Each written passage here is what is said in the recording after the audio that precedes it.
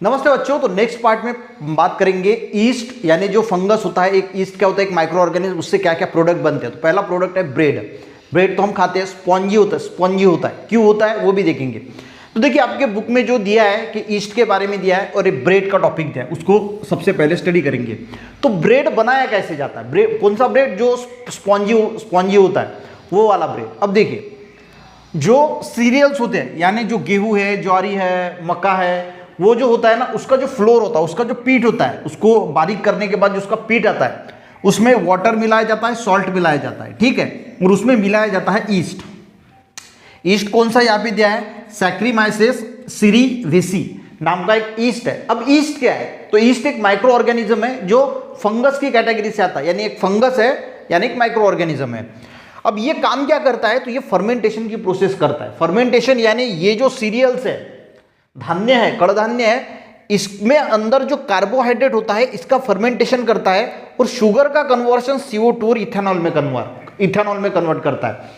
अब आपको ये पता होना चाहिए, ये रिएक्शन के फॉर्म में आपको याद रखना है कि ब्रेड बनता कैसे है। तो ब्रेड के लिए सीरियल्स यानी गेहूं का पीठ ले लिया या ज्वारी का पीठ ले लिया, जो फ्लोर्स होते हैं उसमें वाटर या सॉल्ट ऐड किया जाता है, वाटर और सॉल्ट, और ईस्ट पाउडर ऐड किया जाता है। यानी ईस्ट क्या है, एक माइक्रो ऑर्गेनिज्म है जो फर्मेंटेशन की प्रोसेस करता है, उसके अंदर जो कार्बोहाइड्रेट होता है उसका फर्मेंटेशन करता है, और शुगर जो होती है उसका कन्वर्शन CO2 और इथेनॉल में करता है।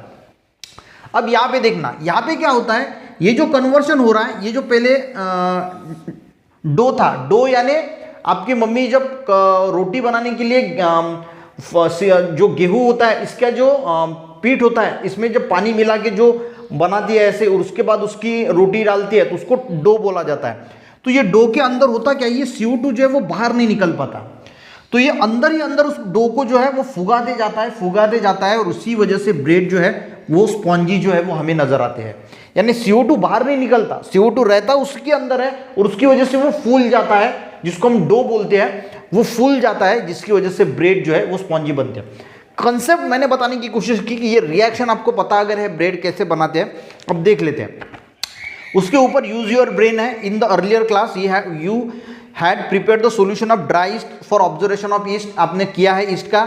Which substance is prepared by the commercial basis, कौन से सब्सटेंस, तो ब्रेड है, विनेगर है, ये बनाया जाता है। तो पहले ब्रेड को देखेंगे अच्छी तरह से। देखिए different types of breads are produce from the flour of cereals, यानी अलग अलग प्रकार के ब्रेड जो है वो सीरियल्स यानी गेहूं जैसे होता है, ज्वारी होता है, बाजरी हो गया, मक्का हो गया, इसको सीरियल्स बोला जाता है। इसके फ्लोर से यानी पीठ से अलग अलग प्रकार के ब्रेड जो है वो बनाए जाते हैं। डो, मैंने जो डो बोला ना आपको, डो यानी जो हमारी जो मम्मी होती है वो जब रोटी डालते हैं तो वो जो पानी डाल के गेहूं का आटा बनाती है, आटा यानी जो उसके बाद उसकी रोटी डालती है, उसको डो बोला जाता है। Dough is form by the mixing of baker yeast, यानी ईस्ट डाला जाता है बेकरी वाला, ये जो ईस्ट है सैक्रीमाइसिस सीरीवेसी, उसके बाद वाटर डाला जाता है, सॉल्ट जाता है, और अदर नेसेसरी मटेरियल, और भी कुछ मटेरियल डाला जाता है फ्लोर में। Due to the fermentation of carbohydrate by yeast, yeast क्या करता है, कार्बोहाइड्रेट का फर्मेंटेशन करता है। Sugar is converted into carbon dioxide and ethanol. Dough rises up due to the CO2, जो डो होता है वो राइज होता है क्योंकि CO2 बाहर नहीं निकल पाता। अगर वो बाहर निकल जाता तो कोई ये नहीं, पर वो बाहर नहीं निकलता, उसकी वजह से वो डो जो है वो राइज होता है, वो फूलता है, एंड ब्रेड बिकम स्पॉन्जी, और ब्रेड जो है वो स्पॉन्जी बन जाता है। कॉम्प्रेस्ड ईस्ट, जो कॉम्प्रेस्ड ईस्ट होता है, is used in the commercial bakery industry. अब जो बेकरी इंडस्ट्री होती है उसमें कॉम्प्रेस्ड ईस्ट जो है वो यूज किया जाता है। वो जो है वो ड्राई पाउडर में भी अवेलेबल होता है या ग्रैनुलर होते हैं उसके, ठीक है, फॉर डोमेस्टिक यूज। यानी कॉम्प्रेस्ड ईस्ट जो है वो बेकरी कमर्शियल बेकरी की इंडस्ट्री में यूज किया जाता है, और ईस्ट जो है वो ड्राई फॉर्म में भी या ग्रैनुलर फॉर्म में भी यूज होता है, जो डोमेस्टिक यूज में लाया जाता है। यानी आपको यहाँ पे ध्यान में रखना है कि जो ड्राई या फिर ग्रैनुलर फॉर्म में होता है वो कमर्शियल यानी घरगुती यूज के लिए यूज किया जाता है, और कॉम्प्रेस्ड ईस्ट जो है वो बेकरी इंडस्ट्री यानी जो कमर्शियल यूज है, यानी बड़ी बड़ी इंडस्ट्री में कॉम्प्रेस्ड ईस्ट यूज किया जाता है। East produce by commercial use contain various useful content, जो कमर्शियल यूज के लिए जो कॉम्प्रेस्ड ईस्ट यूज किया जाता है यूजफुल, उसमें बहुत सारे यूजफुल कंटेंट होते हैं, जैसे कार्बोहाइड्रेट है, फैट्स है, प्रोटीन है, वेरियस विटामिन है, मिनरल्स है उसके अंदर।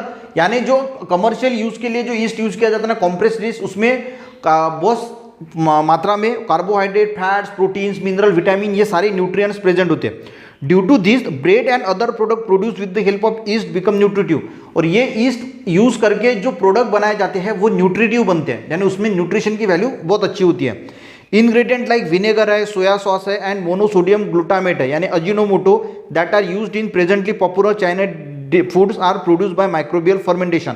तो ये जो इंग्रेडिएंट है, विनेगर हो गया, सोया सॉस हो गया, अजीनोमोटो हो गया, तो ये प्रेजेंटली बहुत पॉपुलर है चाइना डिश में, आपको इसका इस्तेमाल करते हुए देखने को मिलता है, और माइक्रोबियल फर्मेंटेशन के ये बनाया जाता है। अजीनोमोटो ज़्यादा लेना जो है वो घातक होता है। अजीनोमोटो से टेस्ट बहुत बढ़िया आती है, किसी भी इसमें अगर चाइनीज फूड में अजीनोमोटो डाला जाता है और उससे टेस्ट बहुत बढ़िया आती है, पर वो हमारे हेल्थ के लिए बहुत खराब होता है, तो बहुत सारी कंट्री में वो बैन भी है।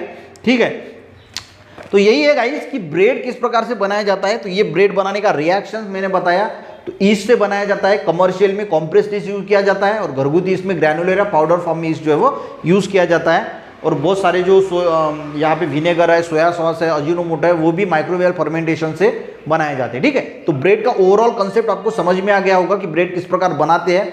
तो ये ब्रेड का टॉपिक खत्म किया, उसके बाद विनेगर का प्रोडक्शन कैसे होता है वो भी समझेंगे। ब्रेड का अगर समझ में आ गया, वीडियो अच्छा लगे एक लाइक जरूर करना, अपने दोस्तों को भी शेयर करना, चैनल पे नए जरूर सब्सक्राइब करना। मिलते हैं नेक्स्ट वीडियो में, तब तक के लिए जय हिंद।